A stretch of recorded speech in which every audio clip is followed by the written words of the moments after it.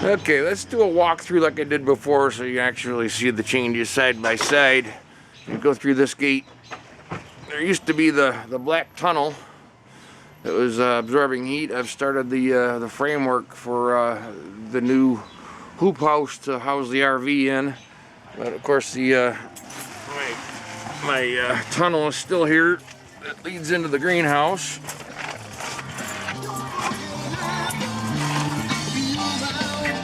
I set up a little bit of privacy screening here, and I had it blocked off completely here at the end to hold the heat in over the winter. But now that the heat is here, I've opened this end right up to get some airflow through here, and my rainwater collection system, I got a hand pump to it with a hose that I've got working a bunch of different stuff. I actually put a portable toilet out here. I haven't actually used it yet, but all I gotta do is take like a 5-gallon bucket, put some wood chips or something in it, and put it down below it and cover it up. You know, when you finish your business, just cover it up, and it'll start heating it up and killing all the bad bacteria.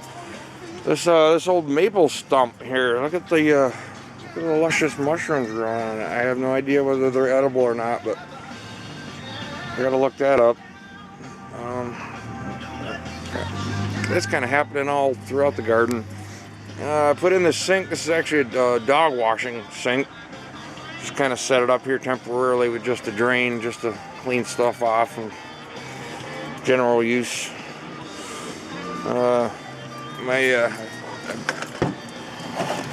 These come in handy. These are bullets, magic bullet kind of things, or they grind stuff up.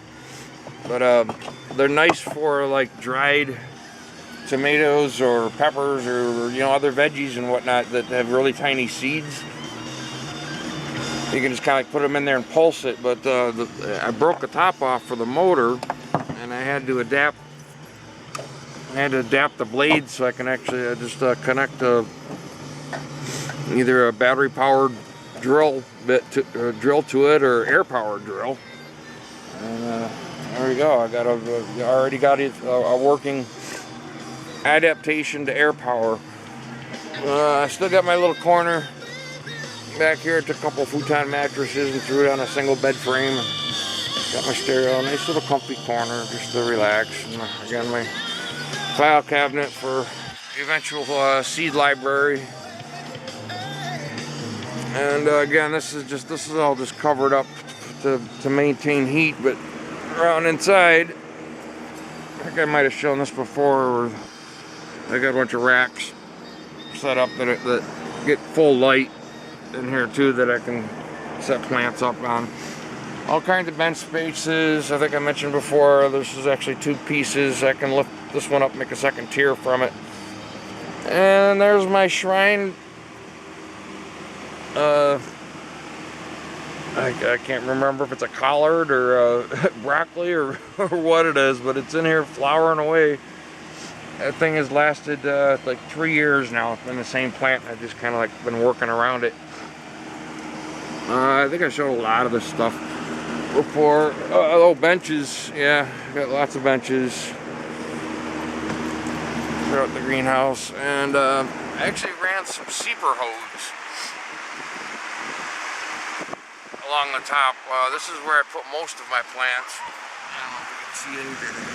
Yeah, this is about the only one right now. Right now I've got them all out in the yard getting ready to get planted. But I ran seeper hose up there with a stopper on the end, so I can hand crank it down at the other end at the rain barrel. It brings it all the way, actually all the way along here, up to the top. And you just sit there and crank on it, put a little pressure on it, and it starts dripping water out down through. So it's kind of a casual thing. I might move to compressed air for that as well. All I got to do is pressurize the drum and stick a hose down to the bottom of it.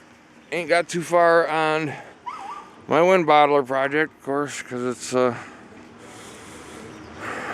it's time to plant. Another patch of garlic back in here that I can see some curly dock growing back there that's actually wild stuff that grows around here, but it tastes like spinach. You can cook it right up just like spinach. There's probably some potatoes growing back in there too that I missed from before. But that's actually the rest of the wind turbine that'll be the sail part.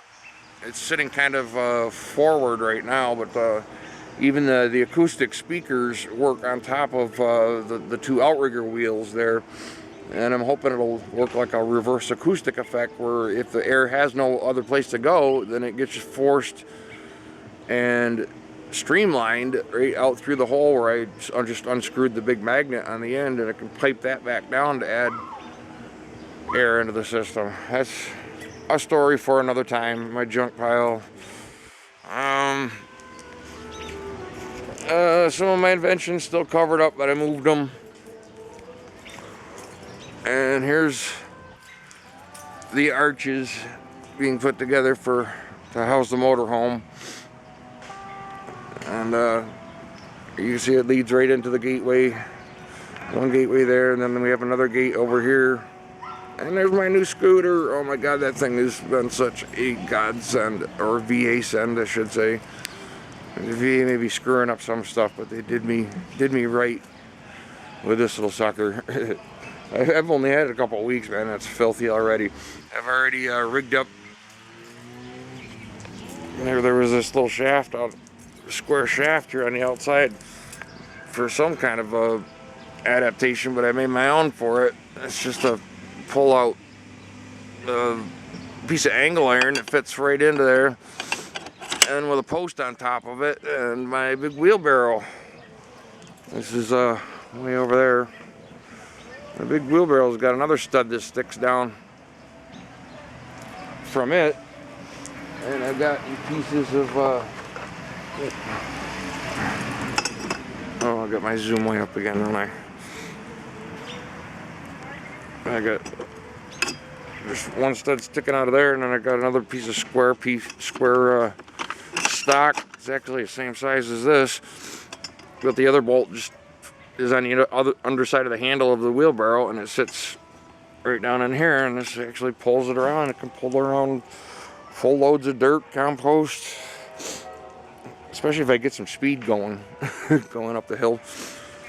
I have not tilled any of this yet. This is going to be the pathway that the RV is going to be backed through. Oh my goodness, apple seedlings. I mentioned before how they pressed some apples in my cider press. I'm not sure if you can identify that, probably too jiggly. Those are actually apple seedlings growing out of all that stuff. I had originally just had them in this big piece of tarp, but had them in the compost area over there over the winter, and dragged it up into this little, cause this is a little ditch that was dug at one point. I was going to put a pond here too, still might, but I dragged it up here so I could use my compost bin. But I got like at least a dozen apple tree seedlings right there that I know where some of them are going to go. Most definitely is along the top of my curved hugelkultur mound that I've started out here. Once I got it covered in carpet right now, but once I get the soil into it, I can take and put the apple tree seedlings along it, and maybe even just buy a couple apple trees or some other kinds of fruit trees to mix in there with it. But what's nice is because I got wild raspberries growing all along that ledge out there, and wild strawberries. So there's already some selections of fruit. Oh, and some grapes started growing. I have an uncle who just passed away, who just a few years ago gave me some cuttings from his white seedless grapevines, and I didn't think they made it because they've been in the ground for like 3 years now, and I haven't seen any signs of life from them. Now they're popping up just about everywhere that I stuck them. I got grapevines popping up too, so I got I think somebody also gave me some June berries or something that were right there at the end. So there's all kinds of fruit here at the end. The pond is still waiting to get dug down some more.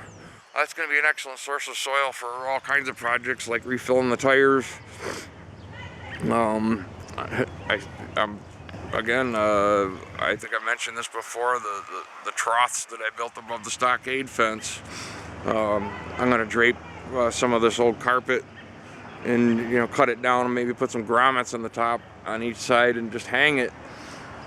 And then suspend some rain gutter underneath the carpet so you can grow stuff out the top and even put slits in the carpet to grow stuff out the sides after you fill it with soil, of course.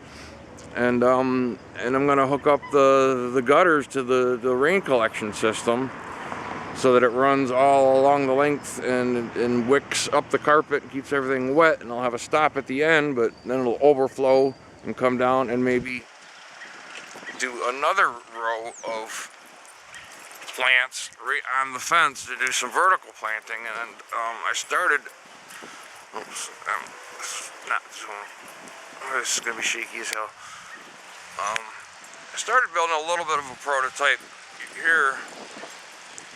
All it is that that field fence, one piece of that field fence that's well, half of a, probably about 4 foot wide or 4 foot long piece, and I just doubled it up.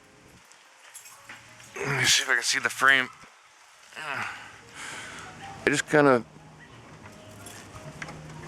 made a pouch from the very bottom of it for a framework,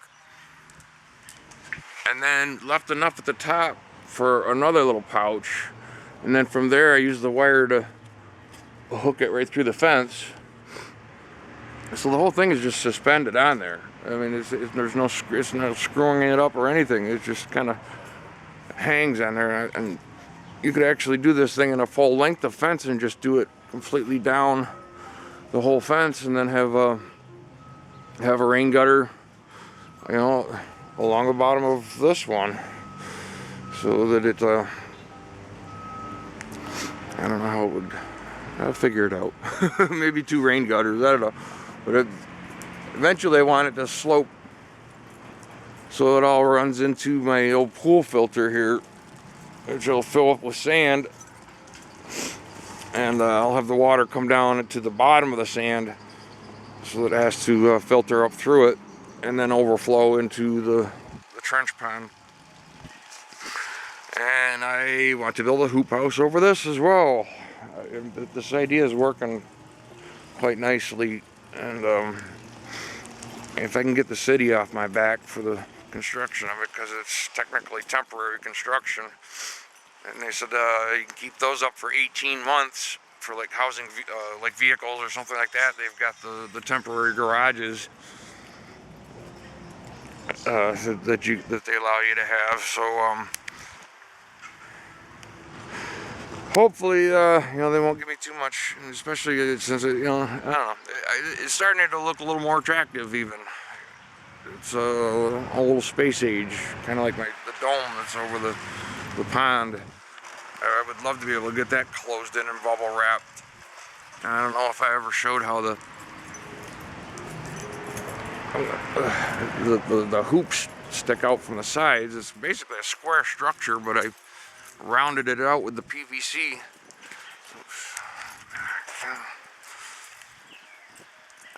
And on the ends I've got these loops of PVC